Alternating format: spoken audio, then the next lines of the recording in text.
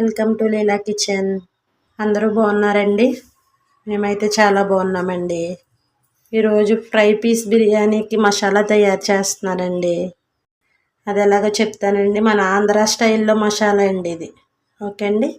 నేను చేసే మసాలా 2 కేజీలు బిర్యానీకి వస్తుందండి. ఓకే అండి.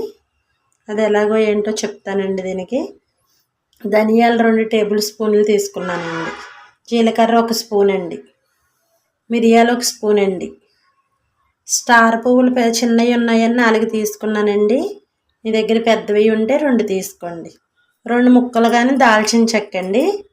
మరాఠీ మొగ్గలు తీసుకున్నానండి. చిన్నగా ఉన్నాయని నేను ఒక 5-6 తీసుకున్నానండి. కొంచెం పెద్దగా ఉన్నాయనుకోండి మీరు 3 తీసుకోండి. దీనికి మెయిన్ కావాల్సిందండి రాతి పువ్వు. రాతి పువ్వు చాలా అవసరమండి బిర్యానీకి. ఓకే అండి.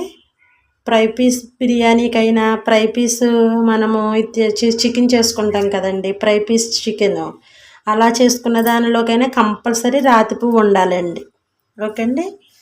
కొంచెం తీసుకున్నానండి రాతి పువ్వు, అంటే 2 స్పూన్లు ఉంటుందిలేండి. జాపత్రి తీసుకున్నానండి 2. ఎండుమిరపకాయలు తీసుకున్నానండి. ఒక 10 అయినా తీసుకొచ్చండి. మీ కారం బట్టి తక్కువ తీసుకోవాలంటే తక్కువ తీసుకోండి. యాలకులండి నేను 6 తీసుకున్నానండి. లవంగాలు 1 స్పూన్ తీసుకున్నానండి. బిర్యానీ ఆకులు 2 తీసుకున్నానండి. ఓకే అండి. అవి ఎలా వేపుకోవాలి ఏంటో నేను చెప్తానండి మీకు. అదిగోండి, నేనైతే నాన్ స్టిక్ తీసుకున్నానండి. మీ దగ్గర మూకుడు ఉంటే మూకుడి, లేకపోతే గిన్నె ఏదైనా తీసుకొచ్చండి. మట్టి గిన్నె అయినా తీసుకొచ్చండి. కాకపోతే సిమ్లో పెట్టుకోవాలండి. ఓకే అండి. సిమ్లో పెట్టానండి గ్యాస్ వెలిగించి. ఇవన్నీ ఇందులో వేసేసుకోవచ్చండి. ఒకటి అన్నీ వేసేసుకోండి. ఇవి అయితే తీసుకున్నారో ఇవన్నీ వేసేసుకోండి.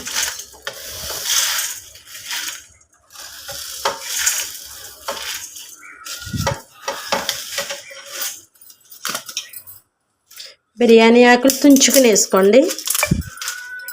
బాగా ఎగుతాయి మాట అండి. ఓకే అండి. ఒకసారి తిప్పుకుందామండి. ఇలా తిప్పుకుంటూనే ఉండాలండి. ఒకసారి తిప్పుకుంటే కింద పైకి, పైన కిందకి వస్తాయి కదండి. అలా దగ్గరుండి తిప్పుకుంటూ వేపుకోవాలండి. 8 నిమిషాలైనా 10 నిమిషాలైనా అవి వేగాక మీకు మంచి కమ్మగానే స్మెల్ వస్తుందండి. తెలుస్తుంది మనకి వేగిపోయినాయి అని. అలా తెలిసిపోతుంది. మనం అప్పుడు ఆఫ్ చేసేసుకోవచ్చండి గ్యాస్. ఇది మనం ఫ్రై పీస్ బిర్యానీకి వాడుకోవచ్చండి. ఫ్రై పీస్ చికెన్కి వాడుకోవచ్చండి. తర్వాత ఇప్పుడు మనం తందూరి చికెన్ చేసుకుంటాం అనుకోండి, అందులోకి మనము తందూరి మసాలా లేదనుకోండి, అప్పుడు ఈ మసాలా వాడుకోవచ్చండి. దానికి కూడా వాడుకోవచ్చు. లేకపోతే దానికి సపరేట్గా చేసుకోవాలి అనుకుంటే మన ఛానల్లో ఉంటుందండి. చూసి ఎలా చేసుకోవాలి ఏంటో చెప్పానండి, చేసుకోండి. ఓకే అండి. ఒకవేళ చేసుకోలేము ఇప్పుడు అనుకుంటే కనుక అప్పటికప్పుడు చేసేసుకోవాలి అనుకుంటే ఈ మసాలా పెట్టుకుని చేసేసుకోవచ్చండి. ఈ మసాలా దానికి పెట్టేసుకుని చేసేయచ్చండి చికెన్కి. ఓకే అండి. అలా సిమ్లో పెట్టుకుని వేపుకోవచ్చండి. ఒక 8 నిమిషాలైనా 10 నిమిషాలైనా ఏగేకి చూపిస్తాను మీకు. అదిగోండి వేగిపోయినాయి. 8 నిమిషాలు అయ్యిందండి. వేగిపోయినాయి చూడండి. అయిపోండి. చూసారా ఎలా సౌండ్ వస్తున్నాయండి? వేగినాయి అని అర్థం మనకి. అవిగోండి అలా వేగిపోయినట్టు మాట అండి. ఇవన్నీ పొడిమైపోతున్నాయి చూడండి. ఓకే అండి. గ్యాస్ ఆఫ్ చేసేసుకుని చల్లారిన తర్వాత మిక్సీ పట్టేసుకోవచ్చండి.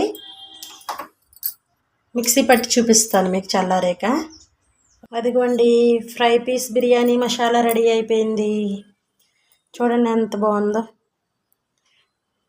ఏదో చికెన్ వండుకుంటాం చూసారండి, అలా వస్తుందండి స్మెల్.